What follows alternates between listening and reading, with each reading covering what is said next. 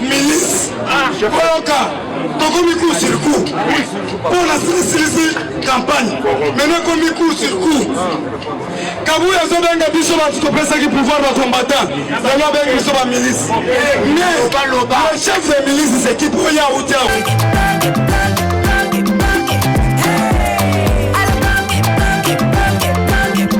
Oyoki elengi ya Congo.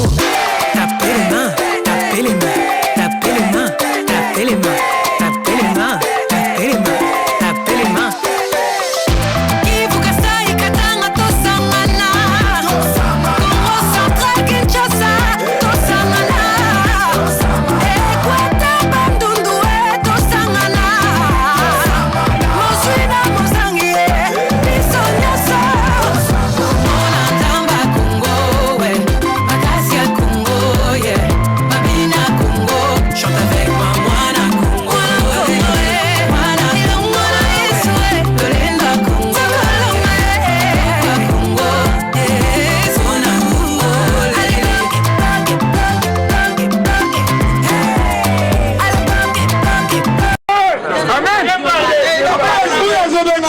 Milice. Tokomi coup sur coup. Pour la campagne. Maintenant comme coup sur coup. Kabouya Zobenga biso ba kopesa ki pouvoir ba combattant. Zalo benga biso ba milice. Mais le chef de milice c'est qui pour ya outia. C'est Gédéon Kabou. Tika bilobela. Tika bilobela. Tobenga général. Asa général ani. Général comme milice. Tobenga A47, asa arme ya barebe. Benga kanga komo wana, obenga ngana sebla makasi, Kabuya chingoma. Ebandi ngeni Kabuya arme. Kabuya chingoma, minja chingoma cha mwambu nchikututa ngene. Obenga chingoma? Chingoma cha mwambu.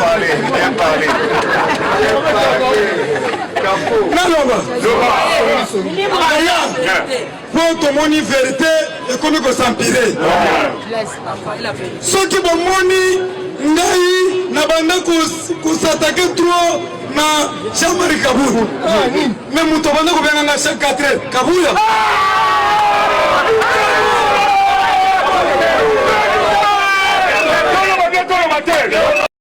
Ils montent. Ils savent qu'ils mentent, nous savons qu'ils mentent, ils savent que nous savons qu'ils mentent et pourtant ils continuent à mentir.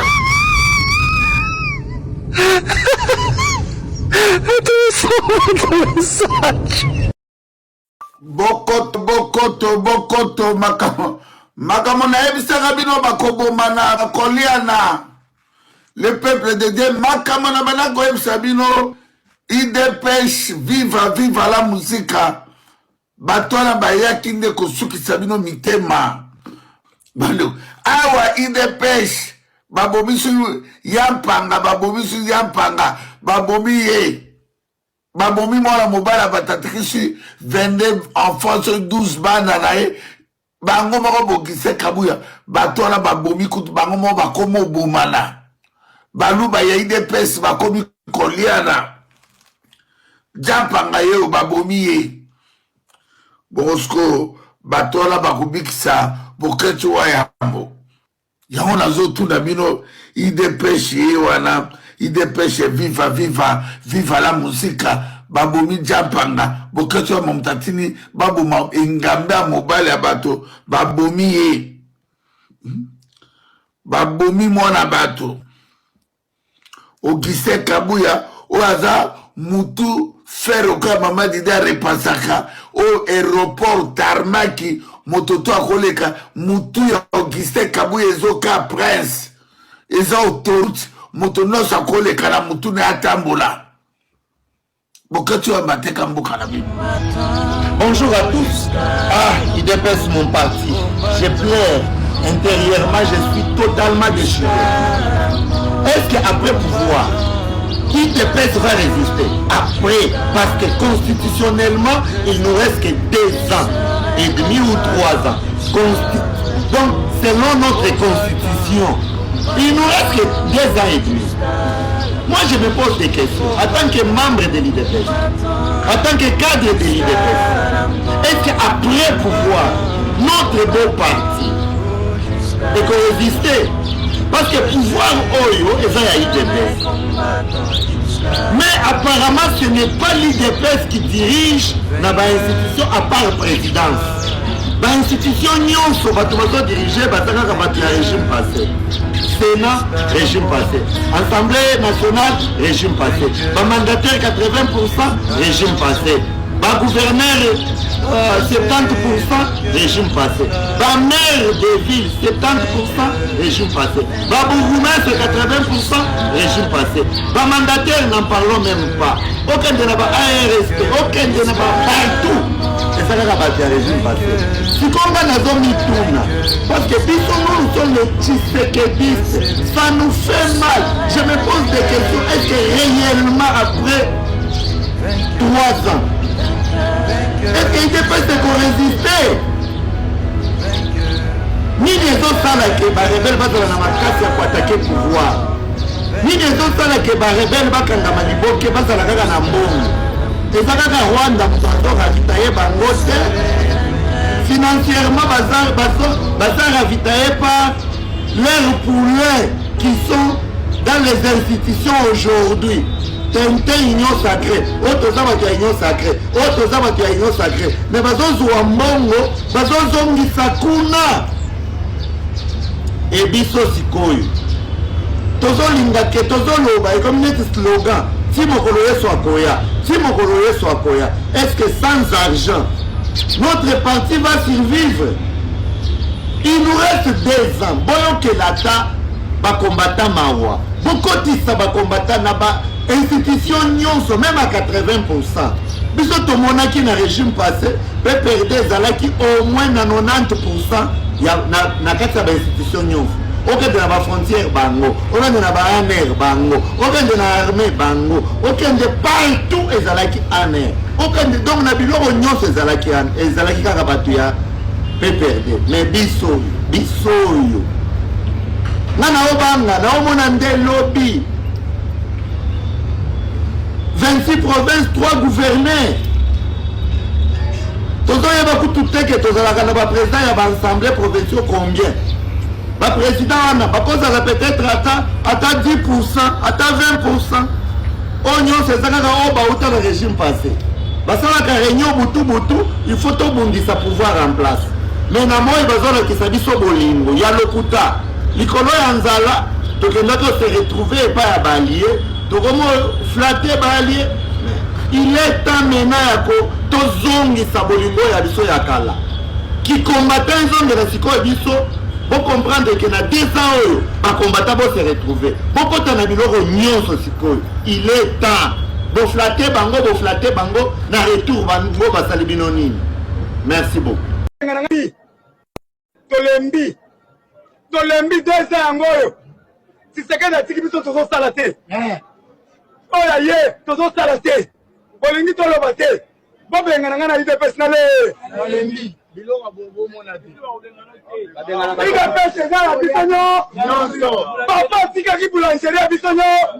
Mwana nyonso fa to lipa na ye. Bateli mo mbebele. Vrai ou faux? Vrai. Na to mérité. Na biso to tika na ba malu. Combat na biso ezalaki ke Congolais nyonso aza na droit ya kolia omelette. Combat na biso yango wana toya créer classe ya bourgeois te.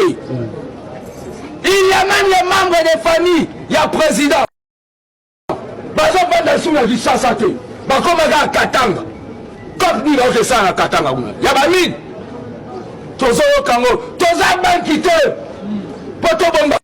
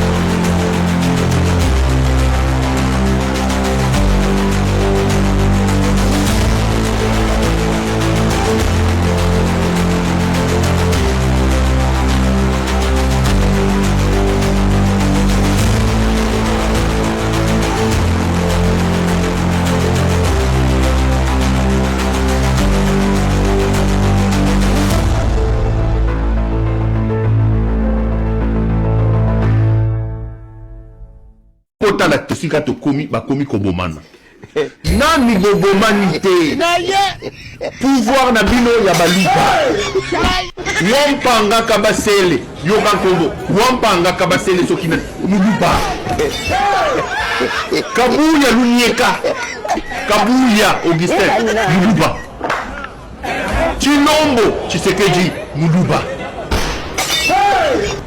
Beya Jeko muluba bino na bino bokomi kobomana pouvoir na bino baluba bobomani nanu te bokobomana boleli nanu te bino bokomi bole wampanga wafu ye wampanga bokolela.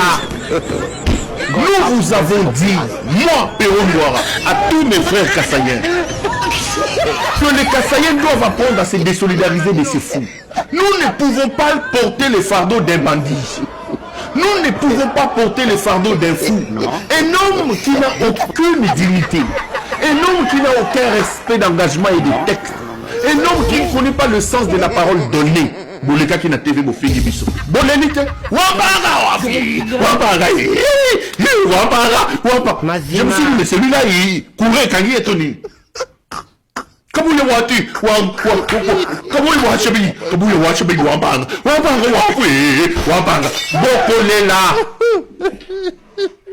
Bokole. Pouvoir na bino baluba.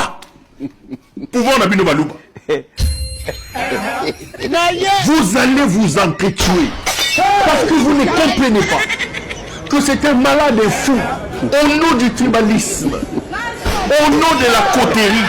Vous estimez qu'il faut protéger le pouvoir d'un malade, d'un fou. Regardez maintenant, vous commencez à vous régler des comptes entre vous. À l'heure où je parle, lui détourne l'argent, lui vole. Je voudrais ici relancer un appel pathétique. Mes frères Kassaïens, que vous le vouliez ou pas, à la fin de ces pouvoirs, nous, Kassaïens, nous porterons la responsabilité de ce que nous n'avons pas fait, de ce que nous n'avons pas mérité. Quand on vous dit que Tshisekedi est un fou, les mêmes qui pleurent aujourd'hui passent à la télé pour m'insulter. Les mêmes. Vous pleurez maintenant à gorge déployée.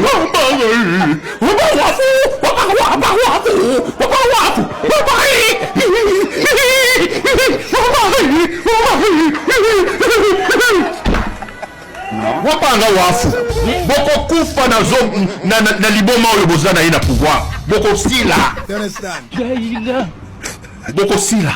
Nous vous avons dit, battons-nous pour des valeurs. Vous avez dit non. Vous passez à la télévision, insultez les gens en Chilouba, insultez les mamans des gens, insultez les intimités des gens à cause des malades. Vous, Wampanga, les amis, regardez. Ce monsieur a été brutalisé. Ce monsieur est mort par un problème de prise en charge. Regardez. Baba Chikata. wana bazali garde ya sécurité ya presse na force du public. Ya retourner tout à la tamo ya tenant. Ça là. Yaka shika yaka te shika. Oza Bessi. OK. On a brigade spéciale de l'île UDPS. Force du Congo. Donc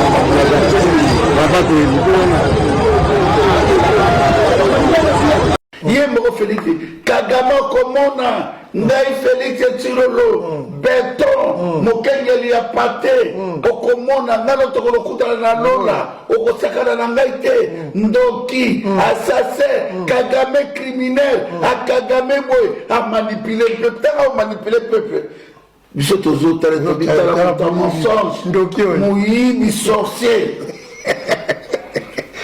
les libérateurs. Subaka na mbeto. Oh. Ndoki. Oh. Mboka na yote. À partir d'aujourd'hui, je ne fais plus partir de l'IDPS. Je quitte ce parti de démons, je quitte ce parti de voyous, je quitte ce parti créé en 2019, composé uniquement de voyous, un parti en voie de disparition. Donc moi, Morning Star, je prends la décision de ne plus appartenir dans ce parti de voyous. Et je demande à tous les Congolais, quittez ce parti-là. Quittez ce parti, parce que vous ne savez pas ce qui va arriver d'ici là, sur ce parti-là. C'est un parti réservé aux voyous. Mais la mort de Wampanga mérite la vengeance. La mort de Wampanga mérite la vengeance.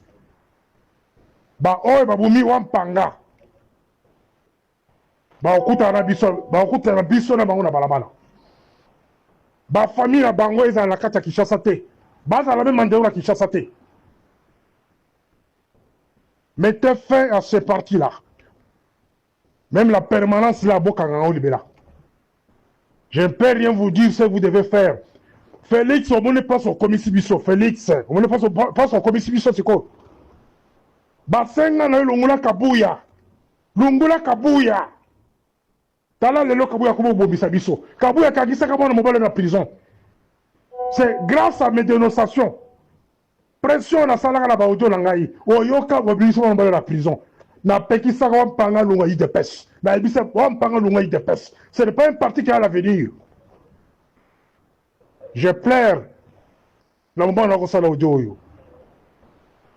Nous avons perdu un combattant. Seul Dieu le sait. Bino botika la seko, bino bato wakubuma bato mususu au nom de l'IDPS. Botika la seko. Zamba likola mona bino. Et vous êtes maudits tous jusqu'à 3e génération.